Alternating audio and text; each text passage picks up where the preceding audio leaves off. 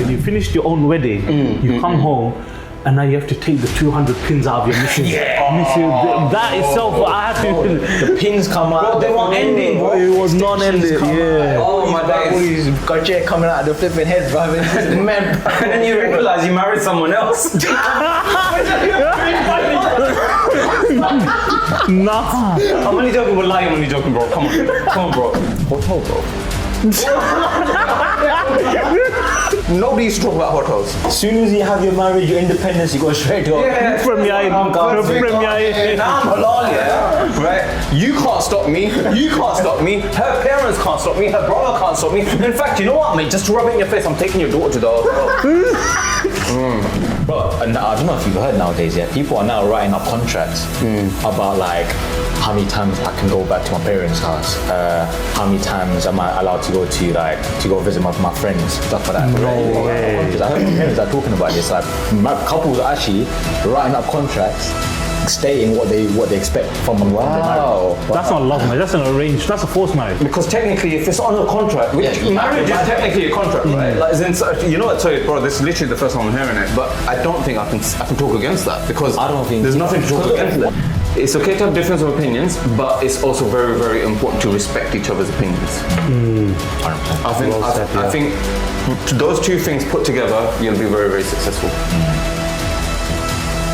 Thank you, bro. 100%.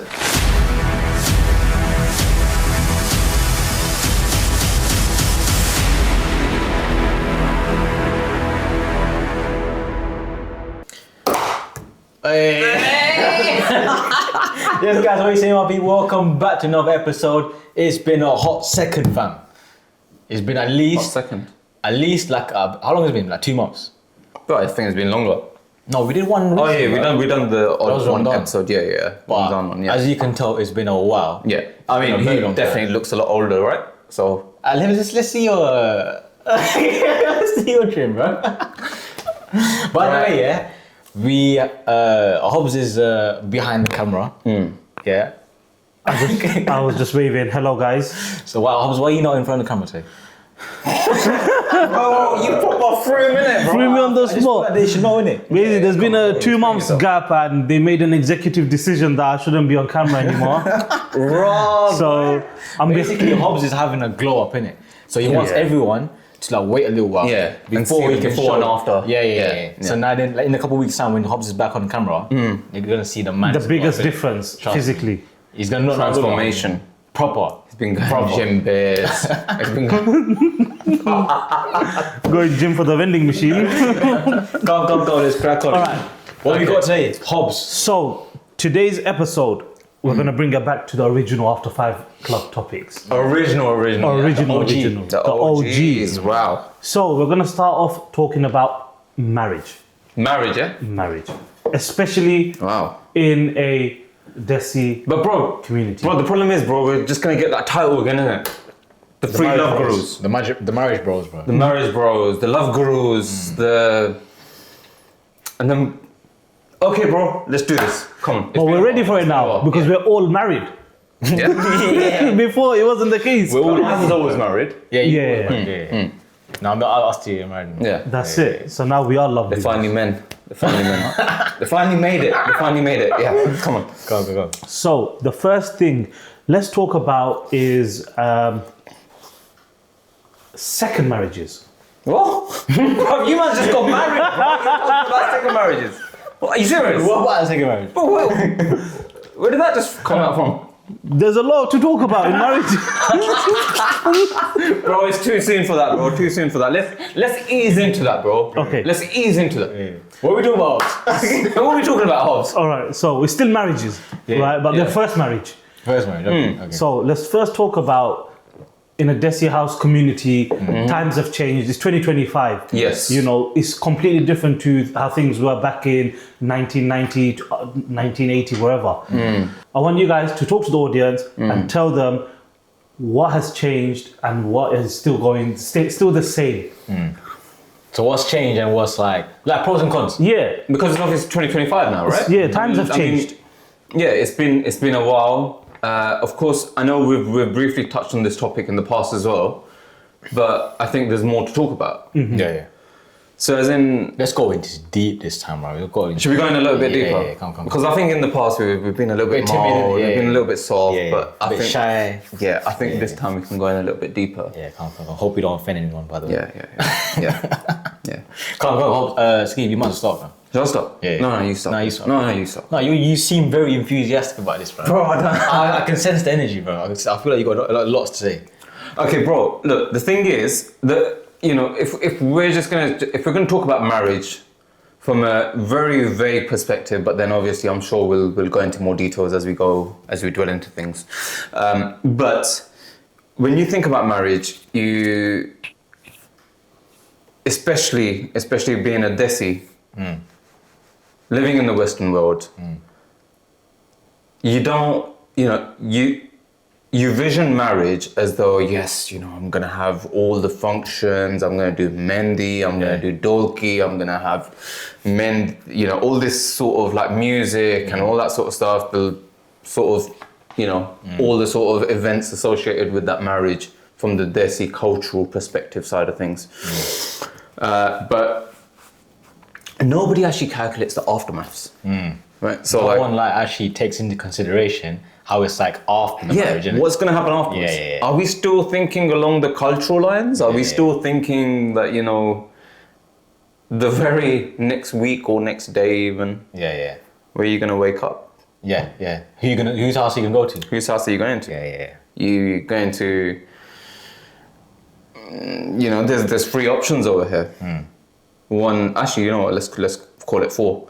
The most common and stereotypical option is move in with the husband and live with the in-laws.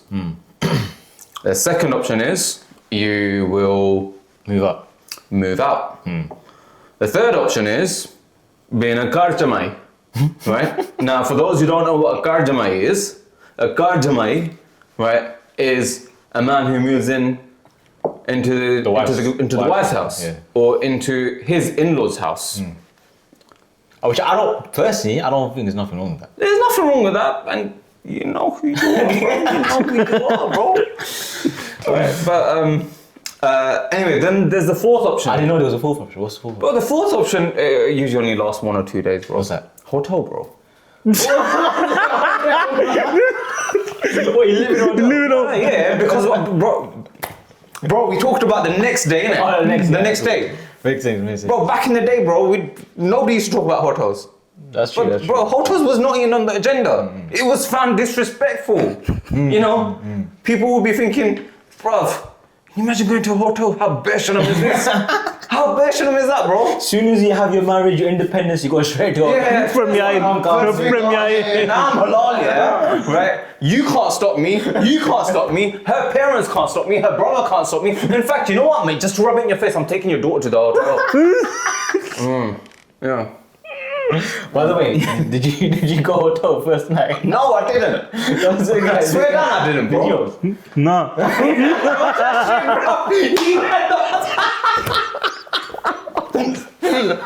Straight from the wedding hall, mate. I'm joking. I'm joking. Oh, mate, that's jokes. Bro, how do you feel like? Do you straight when you just got married, yeah?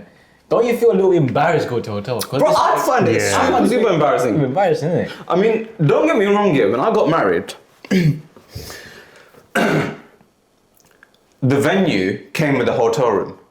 It was Hilton, right? And the venue came with the hotel room, and it was a nice, package and all that sort of stuff. It was a lovely room with a balcony and all that sort of stuff. Excellent in central London. But, bro, I just couldn't do it. I was just like, the option was there. I was like, no, we'll use it as a little restroom or whatever. The bride can wait in it and all that sort of stuff as she arrives and all that sort of stuff. But nah, man, let's just go home. It's embarrassing, isn't it? It's embarrassing. Yeah. Like, do you know what I mean?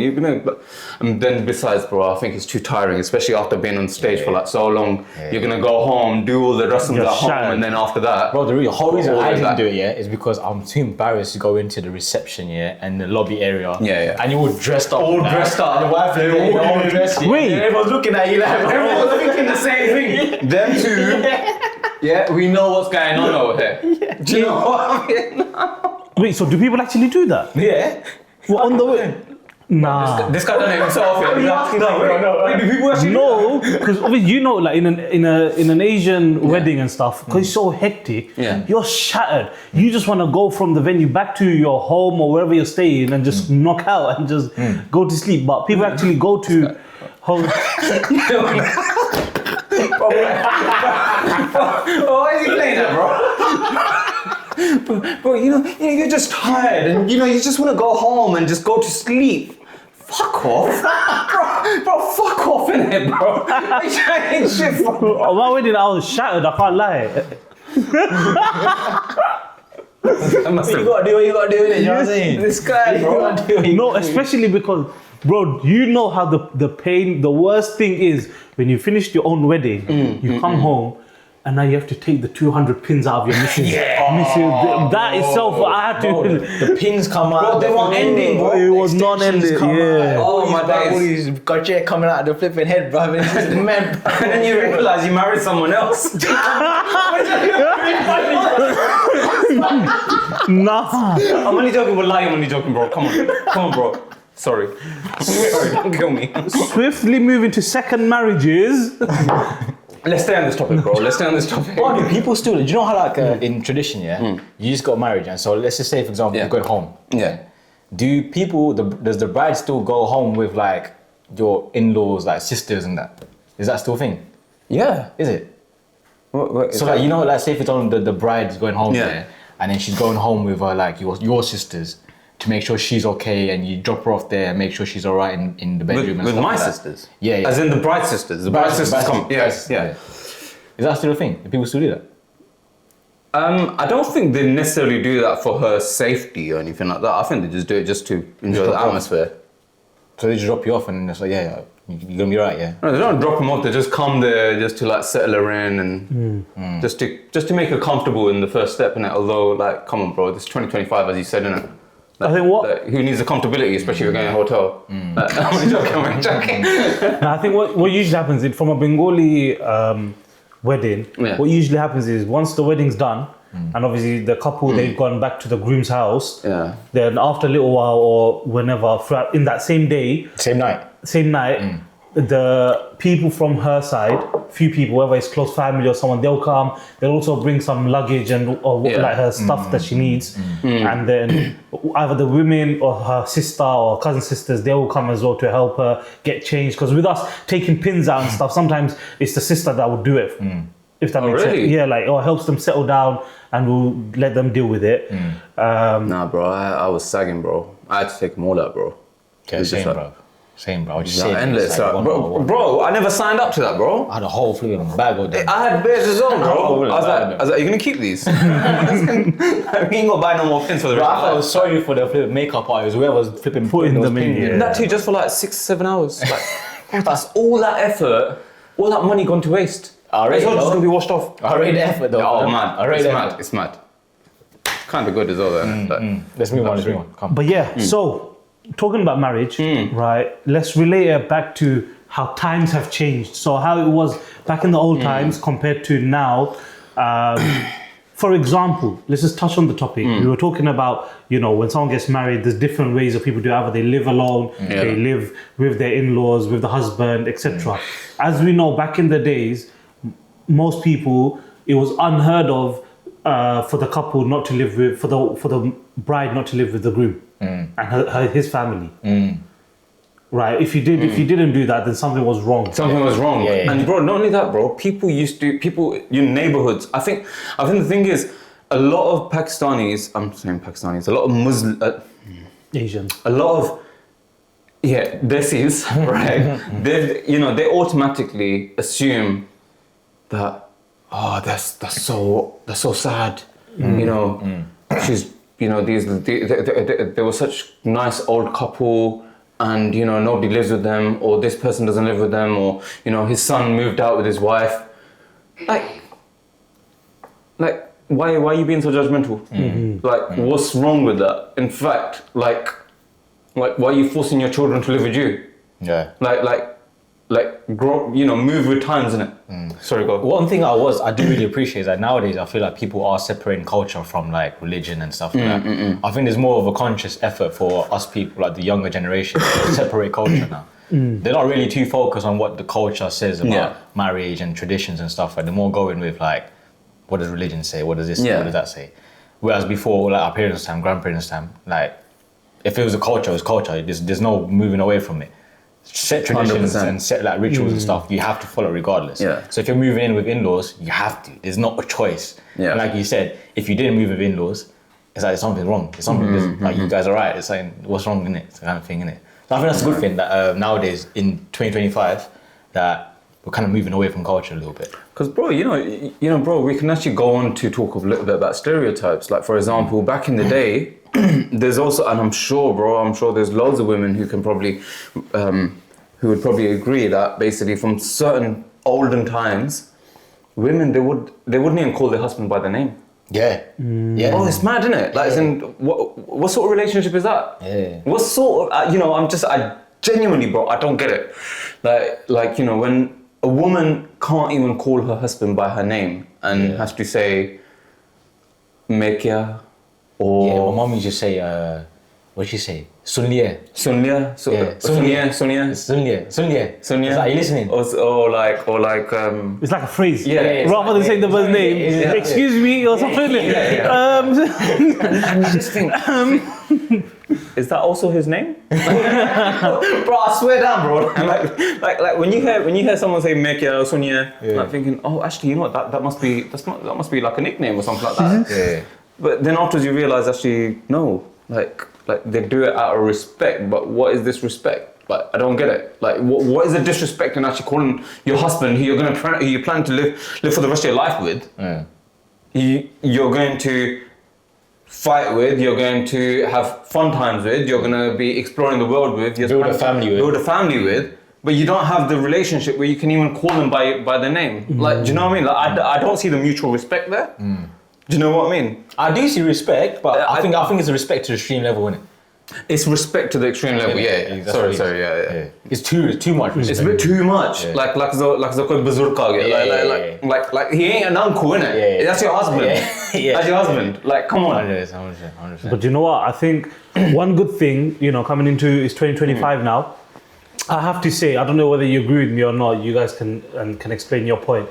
Is that the older generation, they're now slowly understanding the current trends and the times. For example, like, how I was saying, a bride usually will go live with their husband, but now people are either moving out, they're not living with their in-laws anymore. I think the older generation and parents as well, they understand that, and they've realized that, that actually might be a better thing. Sometimes you can be happier at arm's reach rather than being in the same household, going through all of those politics. What do you guys think about that? Bro, it's a no-brainer. It's a no-brainer. Look, think about it, bro. The most spoken about issue in a marriage, especially if you're Desi, is sasbahu, right? The biggest issue. I know it's the unspoken truth, and most sasses, they're going to deny it. Most bahus are going to deny it because they can't afford to have that confrontation with each other, right? But the fact is, you both know you talk about each other, right? You both know, right? So if you both know you talk about each other, what's the point of living on like that? Like, come on. Yeah. Come on. Like, let's be real on it. Have more respect for each other if you live separately. See each other less enough to be able to respect each other. Do you know what I mean? Right? Why put yourself in a situation where you develop anxiety against each other, where then secretly you're like, throwing marbles and stones at each other, right? And then to the point where the person in the middle, your husband, is the one who's trying to balance it, and they're the ones who's mentally being affected by it. 100%. Why not just find the balance in the first place? And not have these expectations and live separately, but also no one tries to control the poor boy, innit? The poor boy, the husband, whatever you want to call it, the son or the husband, right? Let them make their own decision and let them find their own balance between where they visit. And there shouldn't be any expectation that, my husband spends his whole time with his wife 5 days a week and only comes and sees me once a week and all that sort of stuff. So maths is bad, right? Or then vice versa. If oh God, I can't stand it. My husband goes and visits his parents twice a week or 3 times a week or whatever. I shouldn't be on that. Like, shut up, innit? You've got your own place. We're living together. Like, that shouldn't even be a topic to even come up. 100%. But I think, unfortunately, first of all, moving away from the original stereotype of where the expectation was for the bride to come into the sasural and live with the in-laws, we've moved away from that. Yeah. But now I also feel it's going to that stage where basically the husbands now it hasn't quite reached that stage, but I think we will, no doubt, in the next 10, 15 years time, reach a point where the man is going to have to seek permission to go to his parents. Damn. That's what I'm worried about. 100%. So I've got 2 points here. I feel like now couples are now more vocal about what they want in terms of living arrangements and like how many times you're going to go over to in-laws and stuff like that. Which is another good thing. I think in terms of culture, I think it's important to be vocal about certain things, especially from the wife's point of view. She is coming from her family into your family, so she does need to be a bit vocal in terms of what she wants, her expectations are. Bro, and I don't know if you've heard nowadays, people are now writing up contracts about like how many times I can go back to my parents' house, how many times am I allowed to go visit my friends, stuff like that. No way. I heard my parents are talking about this. Like, my couples are actually writing up contracts stating what they expect from their marriage. That's not love marriage. That's an arranged. That's a forced marriage. No, but it's like it's there. It's like But it's there though, isn't it? your thinking. That's your proof. Because technically, if it's on a contract, which Yeah, you have marriage to is abide by technically a contract, right? Like, what? Sorry, bro. This is literally the first time I'm hearing it, but it's not even something that.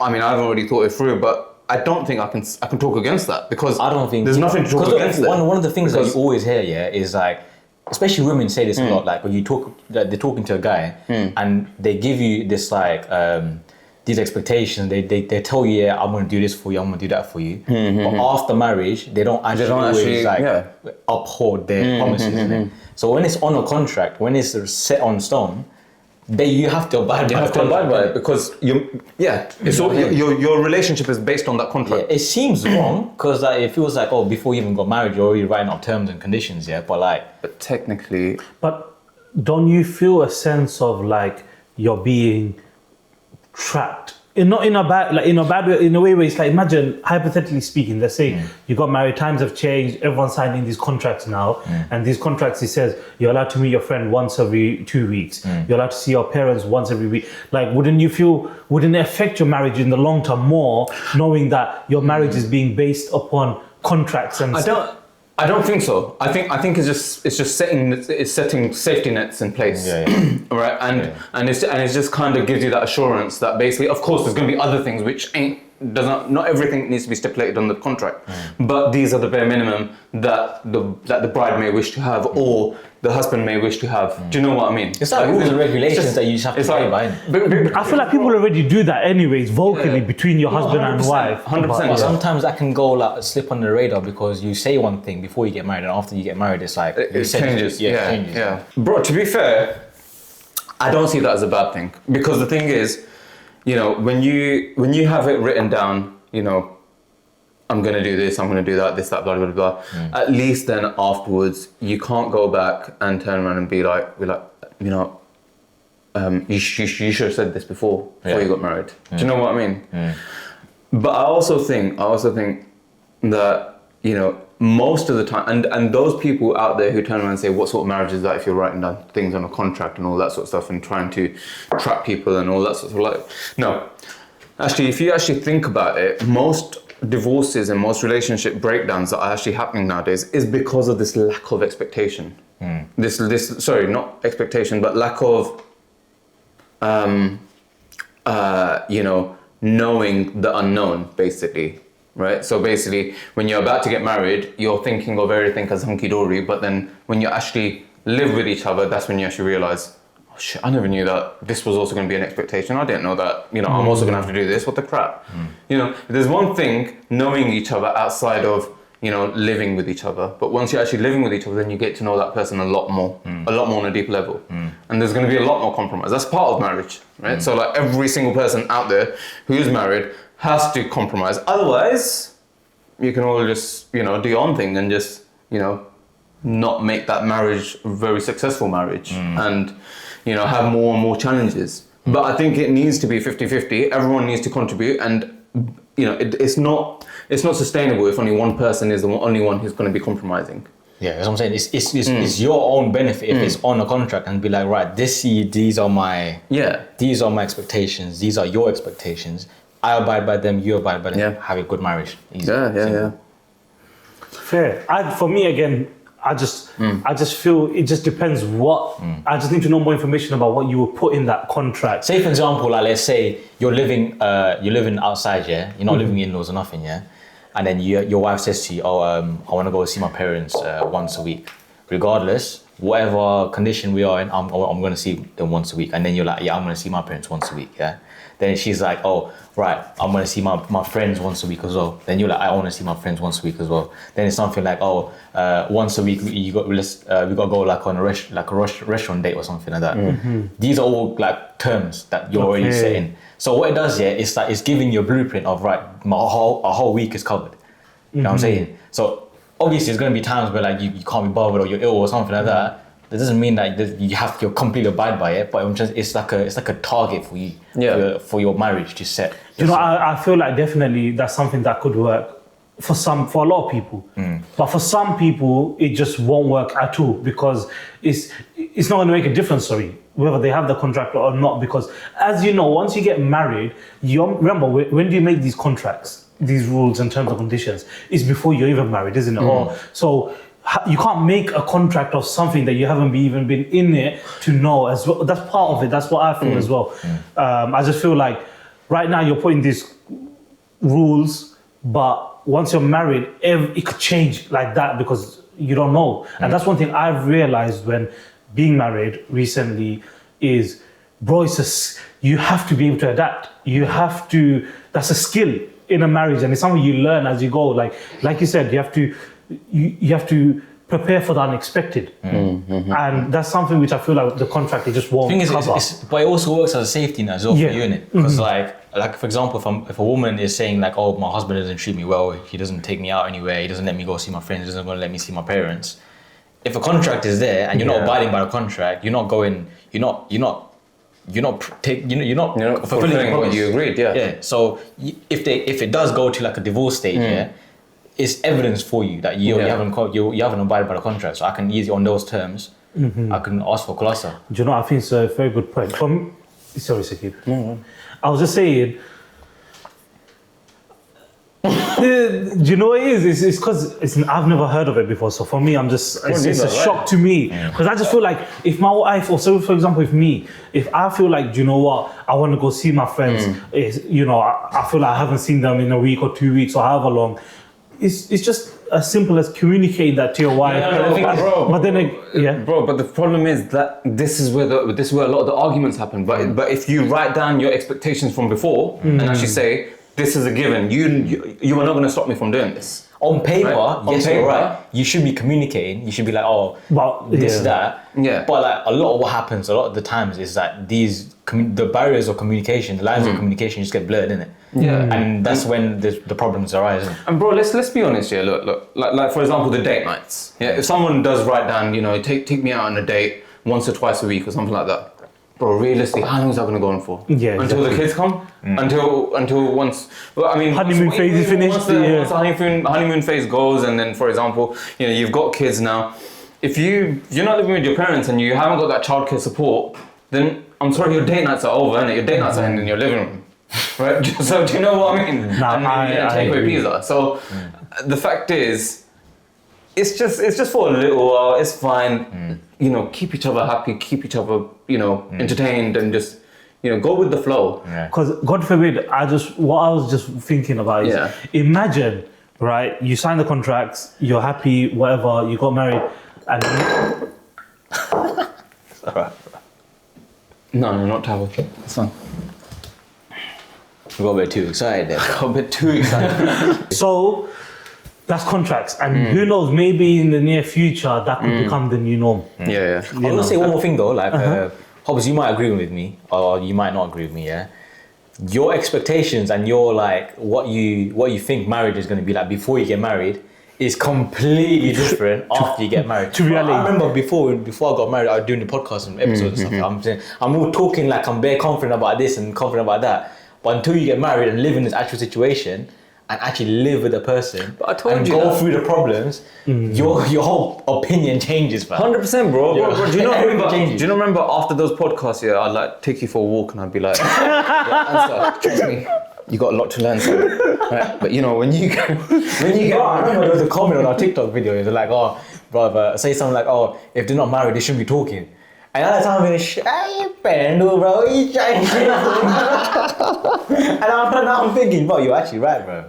Now that I'm married, then I could actually talk about no, something. 100%. And so realistically, you didn't actually say much wrong. I think Hobbs said a lot more wrong. That's what I'm saying. I was living in cuckoo land. I was in cuckoo He was land. like in la-di-da and like yeah, you know, yeah, I'll let her do this and you know, I'm gonna be like this and like being the most perfect fucking husband ever out there. Like making us human, bro. perfect Literally, human and making us look 100%. like fucking trash, yeah? Right? And then I'm just like thinking to myself, this guy needs to get married.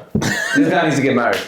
So I want to hear from you, bro. So, Well, do you how's know? it changed? Come. Look, there's a reason why I'm not in the front of the camera. You got a fucking black eye, mate. You got a black eye. But all jokes aside, do you know what I have to say?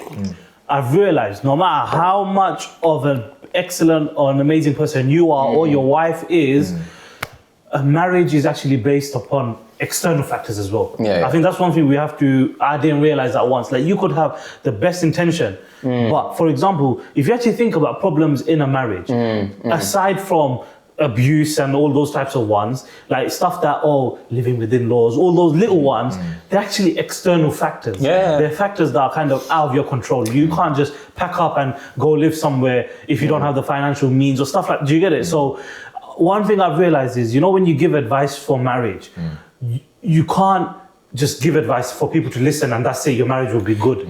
It's individual. Everyone has different external factors 100%. and you have to base it around your circumstances.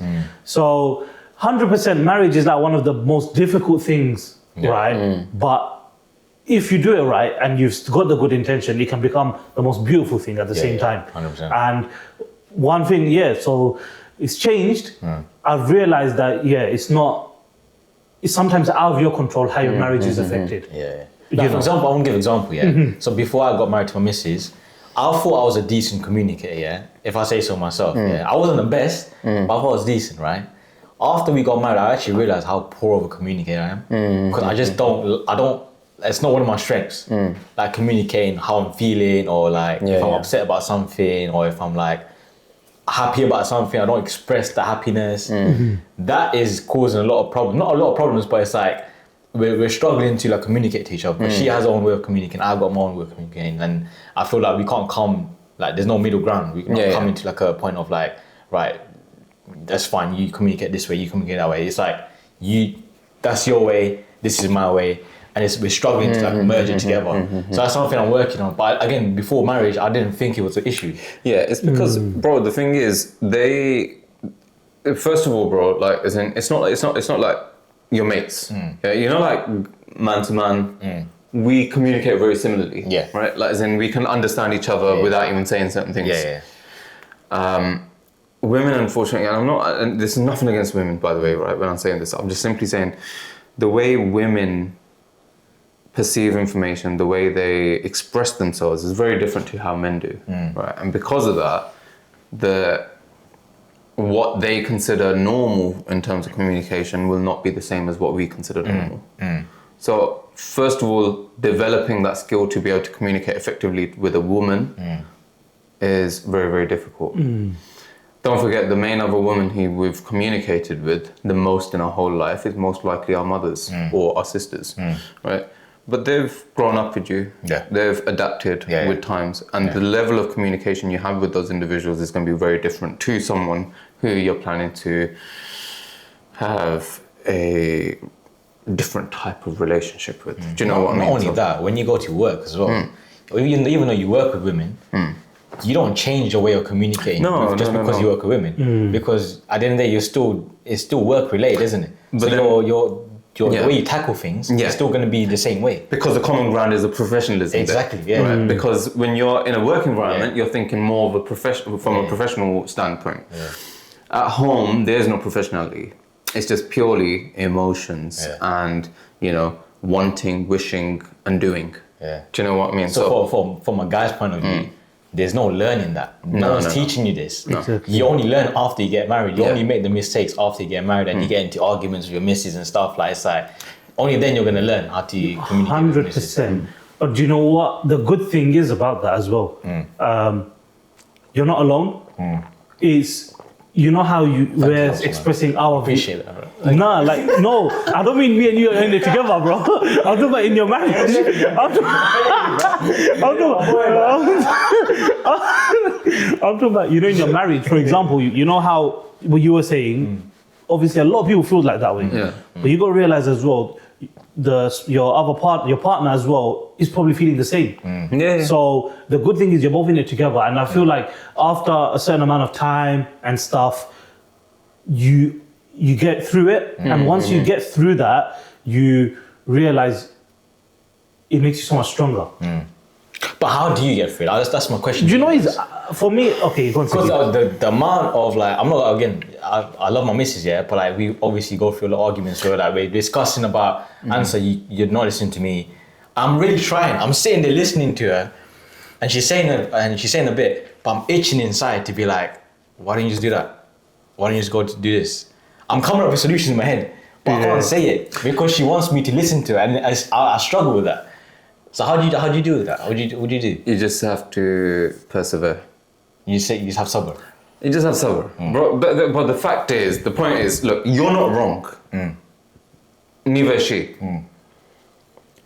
The most difficult thing in a marriage, and I'm going to say this, and most people, people who are early on in their marriage, they may disagree with what I'm saying, but people who have been married for a long time, I'm hopeful that they'll agree. Right? But basically, it's okay to have difference of opinions. It's okay for you and your wife not to agree on something. It's fine. There's nothing wrong with that.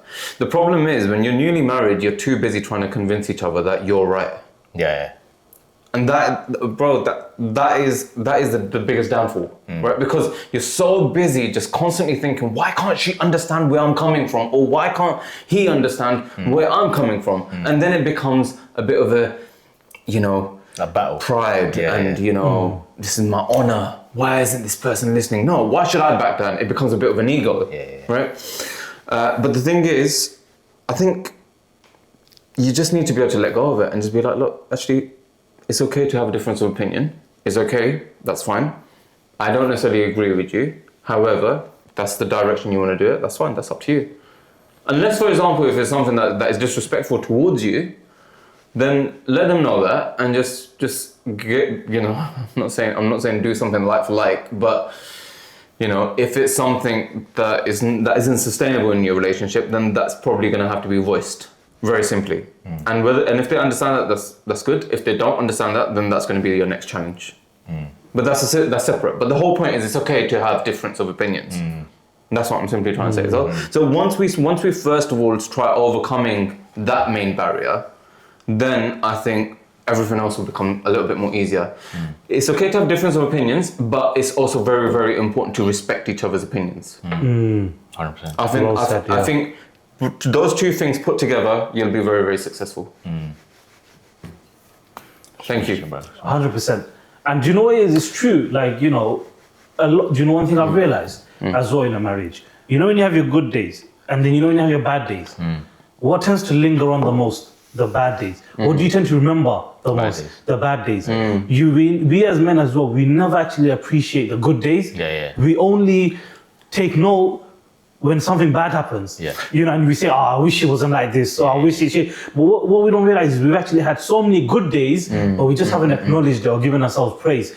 And sometimes just having that one bad day in a week or in a month, it ruins you because you think, damn. But if you actually think about it, in all honesty, ratio-wise, you've actually been doing good, but you're just telling yourself you're not, and Yeah. Bro, you know, I totally agree with you. And bro, this comes down to human nature.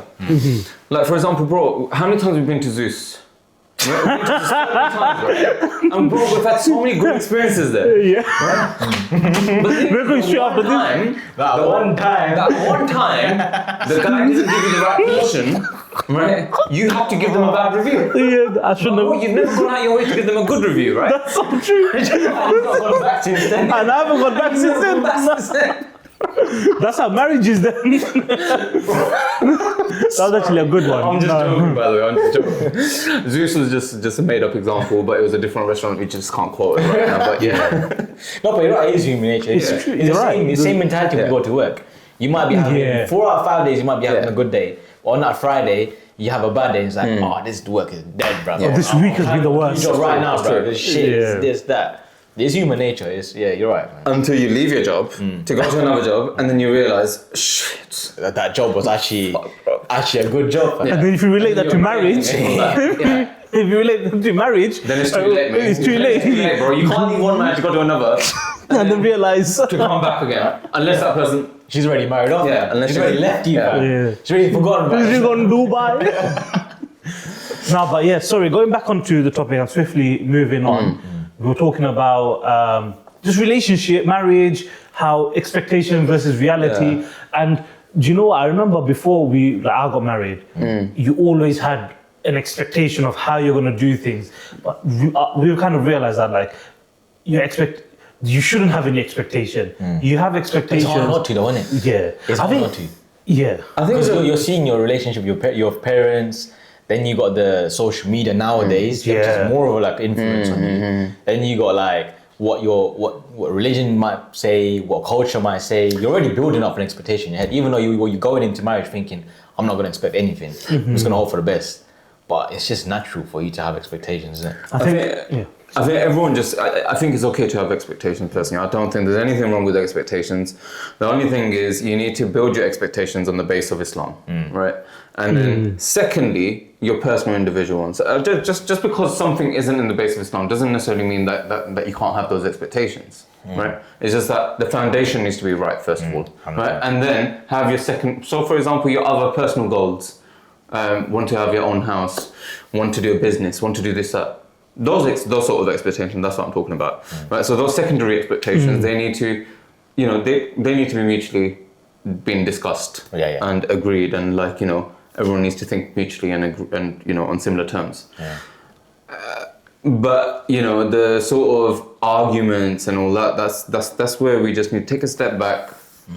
And bro, once I attended this coaching lesson, right? And there's a very interesting way of viewing a situation, right? So if you think of a podium, right? A concert podium, whatever, yeah. Where's the best view normally? On the balcony, right? So basically, nice high up, you get the whole view of the full stage, everything. Forget that. Even if you're in a club or Concert. Al-Haram, whatever, or like concert, whatever, right?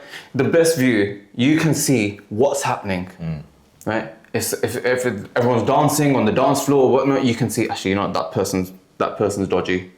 He's looking at this, that, blah, blah, blah. Okay. Or that person is trying to pickpocket this, that, whatever. When you're actually on the dance floor, you can't see any of that because, bro, you're so overwhelmed by whoever's in your direct view, you can't see what's happening past it. So, bro, I think basically whenever you're in a situation where you're about to have a disagreement or an argument, just take a step back from it. Right? It's important to take that step back and try observing it from a different point, from a different perspective. Come around to it from a different angle and think of all possible situations and angles and then try to address that issue. With what you just said, then it would mean that if you're in the situation, then does that mean external people can see it better? Ooh. That's a very interesting one. Because you're both on the stage now, yeah? Your husband and wife, they're both on stage. Now, external people who are watching from outside, whether it be parents, friends, or whatever, they can view it from a, like, not bias, but like a Bird's eye view. a clear view, and they can see what's going wrong, what's not, what's going right. There's a fine line in that, bro. I think it's very tricky. Loophole, right? It's very tricky. It's very tricky, bro. I'm not. They ain't got that many good. Desi's in that great. Innit? Desi's not that great. Bro. They're not in VIP, bro. They're like, they're in the far back, bro.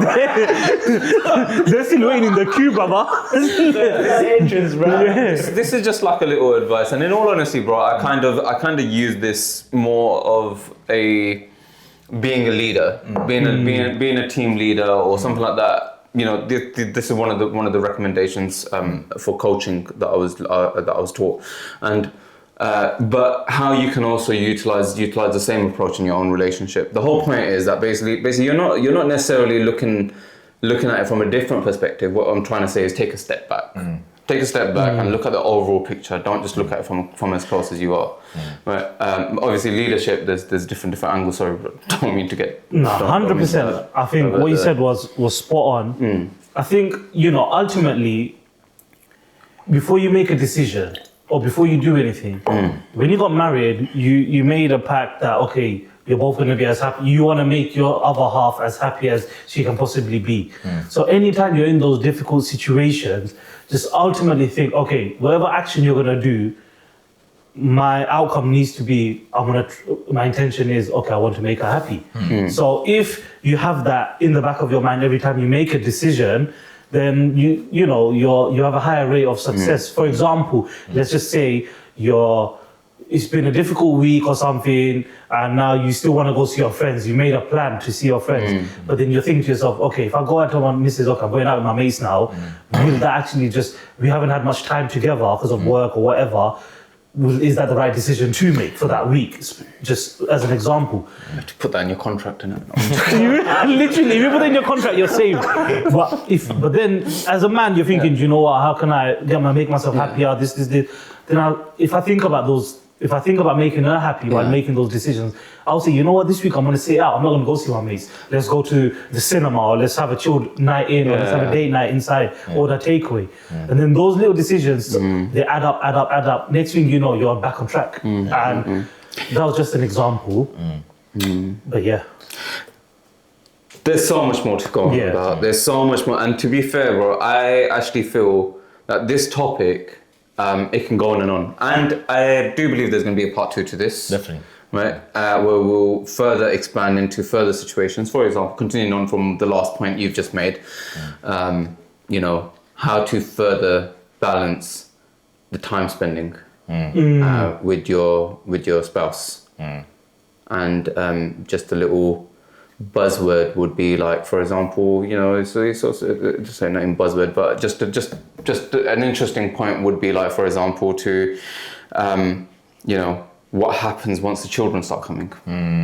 There's something that's a whole other ball. I think we need to go into that detail in future. I think we need to do a marriage series. Yeah. Isn't it? And just digest, because if you actually think about it, there's so much to a marriage. It might just start off with the most important part of your life. Exactly.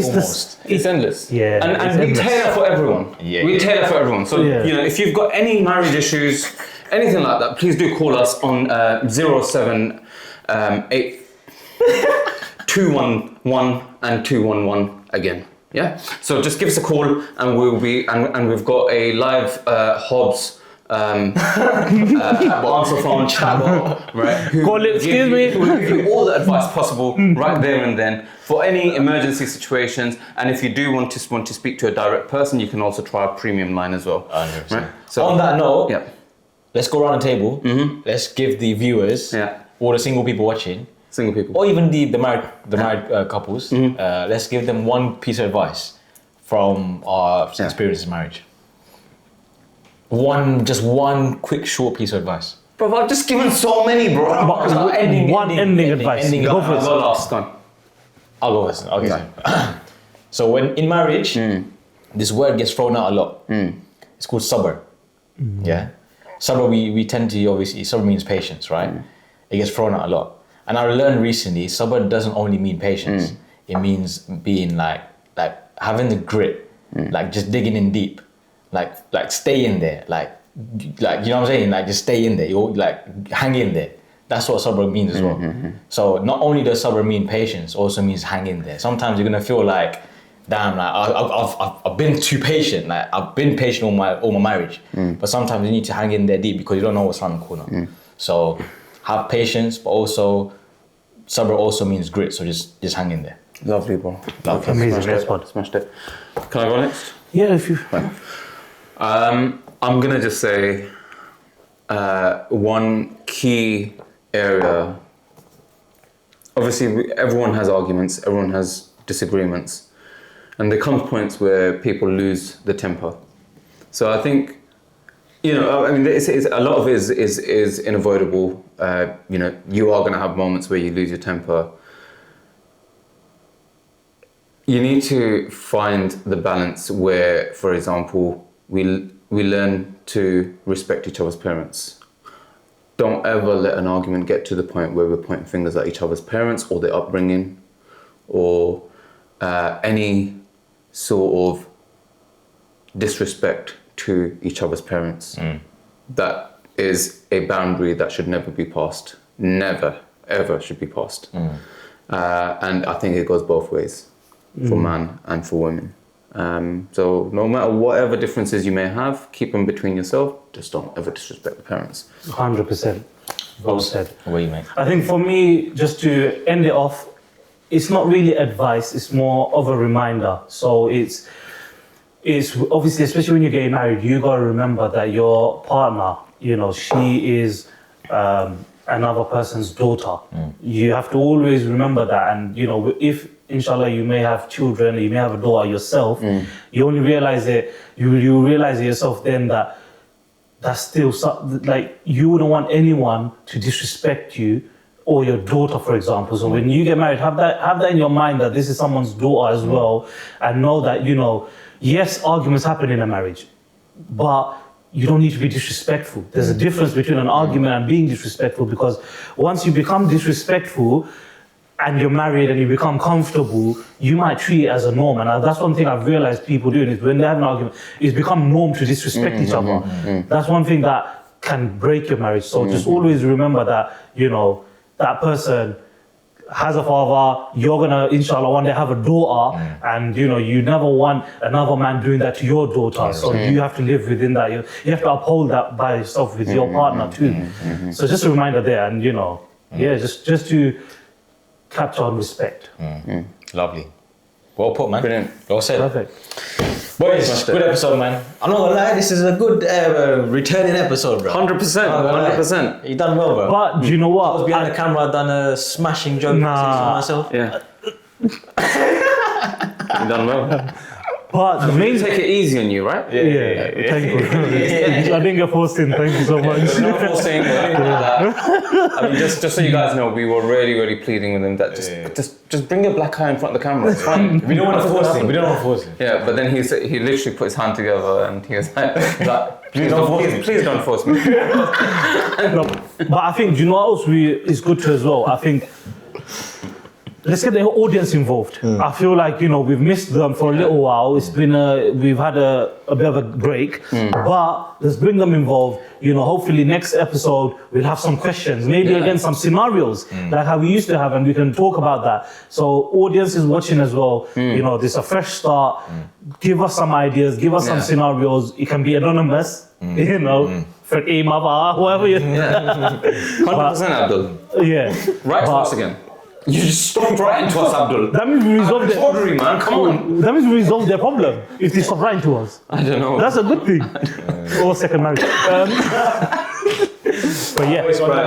Let's end the episode. Guys, thank you so much for watching. Please like, comment, subscribe. Take care. Peace out.